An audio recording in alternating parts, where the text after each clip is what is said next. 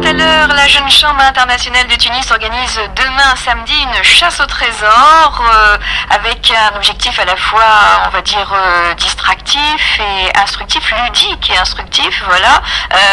Il y aura une série de challenges, ça se passera demain samedi 21 juin à la Médina de Tunis à partir de 8h30. Alors on va en savoir plus tout de suite avec le responsable de l'action, Oussem Afel-Chichi, que nous avons en ligne avec nous. Allô, bonjour. Bonjour. Bonjour Oussem, bienvenue sur RTCI. Alors, chasse au trésor, course au trésor, suivez le nœud, ça se passera demain toute la journée, dans un cadre magnifique, la Médina de Tunis. Alors, comment vous est venue cette idée, la Jeune Chambre internationale de Tunis? Quel est un petit peu votre objectif et comment ça va se passer? Dites-nous tout. Pour ce qui dépend de la chasse au trésor, comment on a pensé, parce que nous, autant que la Jeune Chambre internationale de Tunis, on pense à la commune de Tunis. L'une des merveilles qu'on a, c'est la Médina. Et donc, on a pensé, on a vu comment la Médina, elle n'est pas très connue des Tunisiens. Donc, surtout son côté historique et ce patrimoine, parce qu'on la connaît que à travers les livres. Mais réellement, on ne la connaît pas à travers la sensation, tout ce patrimoine historique qui se dégage. Donc, souvent, les étrangers, les touristes la connaissent mieux que nous, hein?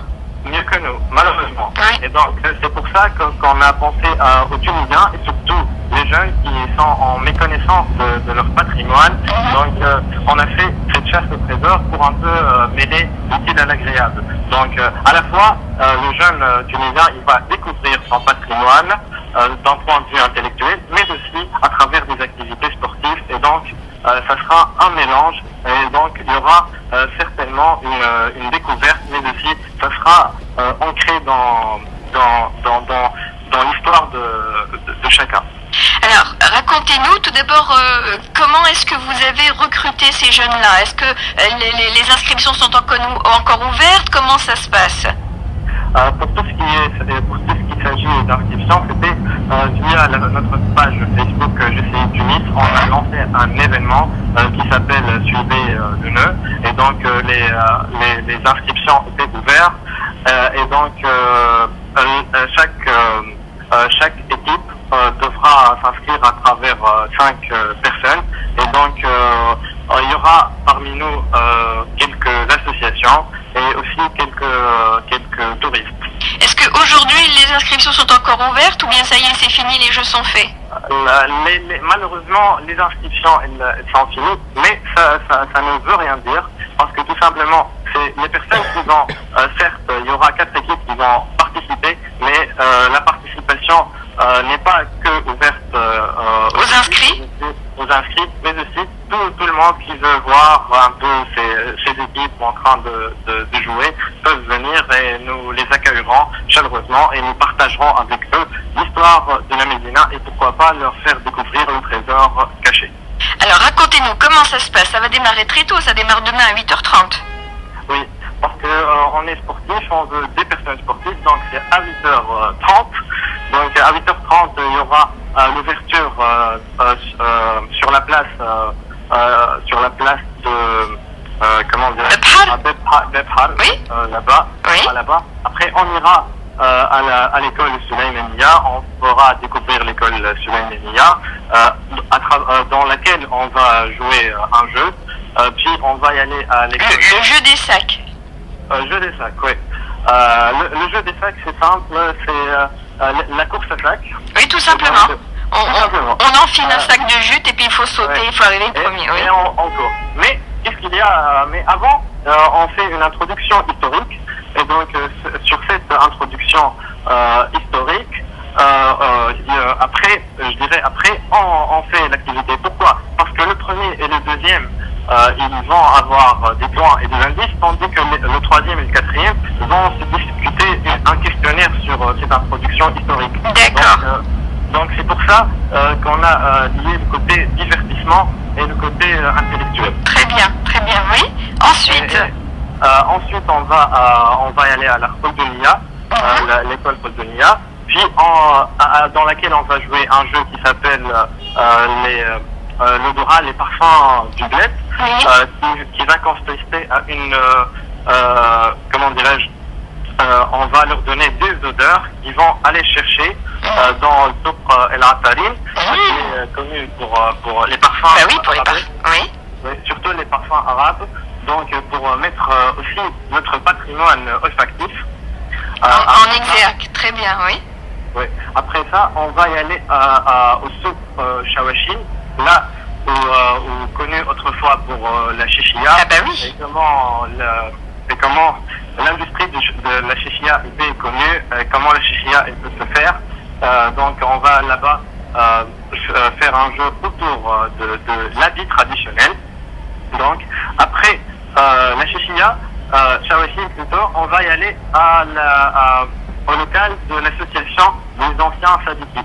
Donc là, on va faire à la fois, on va toucher, comment on dirait en tunisien, avec deux cailloux, on peut dire. Donc Ça se dit aussi en français, d'une pierre deux coups. ouais, comme ça, c'est vrai. Oui. Donc là-bas, on va introduire l'école Sadiki, comment elle a fait sortir les élites de l'indépendance tunisienne, Tout à fait.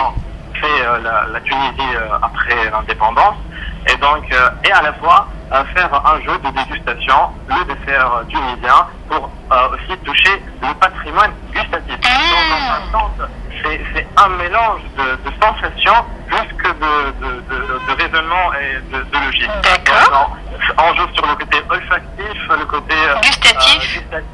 l'habit, le sang et tout ça, pour que ça reste plus de l'émotion qu'on partage. Après ça, il y aura la chasse au trésor, parce que quand on y est allé aux écoles, on lancera la chasse au trésor. Ils vont chercher l'énigme qui pour nous a du sens sur Avec les indices récoltés au cours de la matinée. oui, avec les indices récoltés au cours de la matinée. Et si je peux dire, vous avez peut-être remarqué qu'il y a uniquement plutôt des écoles. Je dirais, on pourrait dire pourquoi des écoles. Les madrasas. Les madrasas, ouais.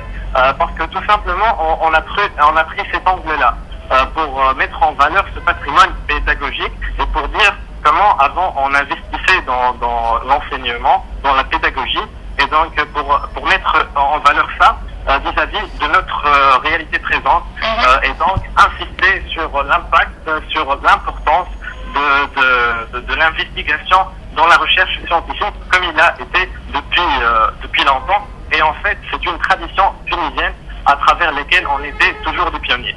Très bien. Donc, c'est ça l'impact réel. Donc, on mélange toujours l'utile à l'agréable, parce que, en fin de compte, c'est ça la Tunisie qu'on veut montrer. C'est ça, la Tunisie est réelle, la Tunisie de tout le monde, celle où tout le monde peut réellement en profiter de son patrimoine pour se forger un présent plus fabuleux. Donc les différentes épreuves vont se succéder jusque 17h pratiquement, hein. Ça se poursuit donc toute la journée, où vous invitez donc, et que ce soit les participants inscrits ou bien ceux qui veulent venir encourager les équipes, voilà, à venir non seulement s'amuser, mais aussi comme ça redécouvrir ces magnifiques ruelles, ces monuments, ces prestigieuses écoles, hein, de la Médina, voilà. Alors juste, on peut peut-être rappeler que quand même Tunis est une ville classée, hein, comme ville du patrimoine mondial, donc ce serait quand même une bonne chose que les Tunisiens et les jeunes redécouvrent leur ville, comme vous le disiez, et les beautés cachées, les trésors cachés. Alors finalement, on arrive à 17h où il y a la fameuse remise du trophée, la clé de la Médina. Ouais. Et donc finalement, la clé de la Médina, c'est les connaissances qu'on a partagées, la prise de conscience de tous les participants vis-à-vis de ce patrimoine classé comme patrimoine universel depuis 1979. 19 par l'UNESCO. Et donc, en fait, c'est ce partage-là. Et nous, l'important pour nous, à 17h, qu'est-ce qu'on a réellement? Certes, on a un trésor qui n'est plus caché, mais le plus important, c'est qu'on a 20 personnes, voire plus, qui seront demain les relais pour comment dirais-je, pour décrire la Médina prochainement, quand ils vont aller avec leurs amis, ils disent ah là, je fais ça, c'est ainsi. Et donc, tout à fait, qui repartiront avec un trésor caché dans leur cœur, voilà, et qui montreront aux autres en parlant de la Médina. Tout à fait. Alors bien sûr, il y avait beaucoup d'autres étapes qu'on a sauté sur Dajjal par exemple et tout. Donc, la visite va se poursuivre tout au long. On va pas donner tous les détails. On va laisser découvrir les auditeurs qui voudront demain donc se rendre sur place pour encourager les différentes équipes inscrites. Alors on peut rappeler où ça se passe, quand, voilà. Donc demain, ce sera à 8h30 devant le port France. Bebhar donc.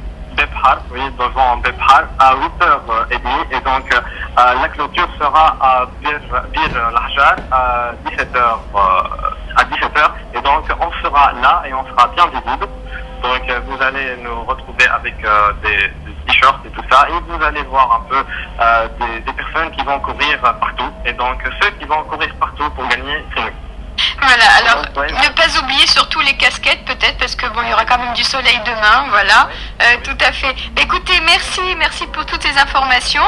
Oussem Farchichi, je rappelle que vous êtes, je vous en prie, je rappelle que vous êtes directeur de cette action, voilà, organisée en fait par la Jeune Chambre internationale de Tunis. Voilà, qui tient à mettre en valeur notre patrimoine et notre belle Médina de Tunis. Et soyez le bienvenu, RTCI, vous êtes nos invités aussi. Merci beaucoup, merci, à demain, au revoir. À demain, au revoir. Le midi de RTCI continue.